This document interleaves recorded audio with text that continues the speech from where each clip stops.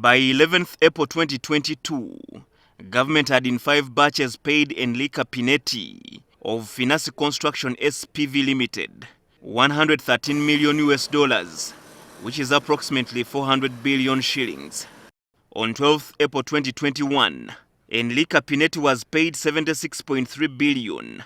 12th July 2021, 77.6 billion. 12th October 2021, 76.8 billion. 10th January 2022, 82 billion. And on 11th April 2022, she was paid 84.2 billion. Another 71 billion is to be paid by 13th July 2022.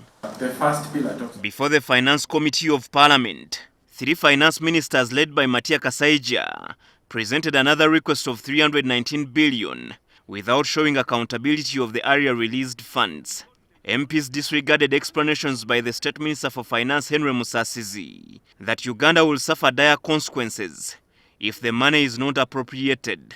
Therefore, colleagues, there is an obligation which government cannot avoid paying, and that's why we are praying that this money be maintained in the budget because it relates to a commitment already entered into by government. Chair, why are you scaring us at their consequences if we don't give? Actually, the minister is trying to scare this committee to give them money that we are going. What are the consequences? And they are the ones supposed to be facing consequences because they broke the agreement. This hospital should be standing right now. It should be visible. There is already a breach, and the breach on part of those names of companies, the chair read. And if there is anyone sue, it would be government suing the other party. The committee demanded that the minister provide the certificates of completed construction works vis-a-vis the amount of money so far released. According to plan. Now, what we want to have as a committee, as the certificates of completion issued by the owner's engineer.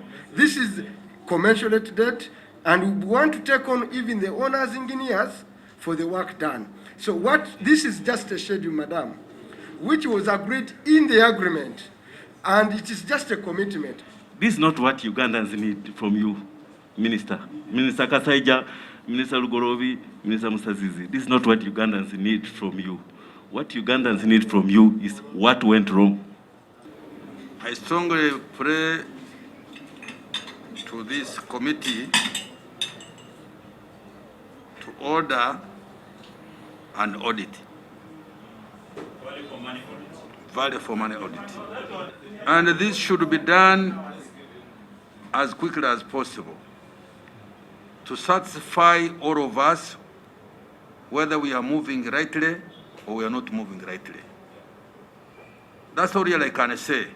It is at this point that the committee resolved to stay the release of this money until accountability for the completed works is availed. In the circumstances that the contractor has defaulted and there are no certificates to go by, it means as a committee we have no obligation to advance more money in this respect.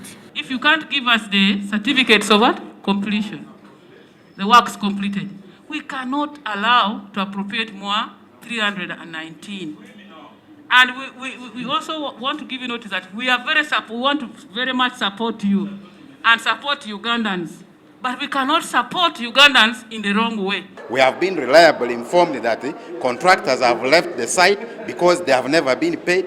We have demanded we need certificate of completion of the stage that should have been completed. So we are appropriating 0. We need that money to go to other areas.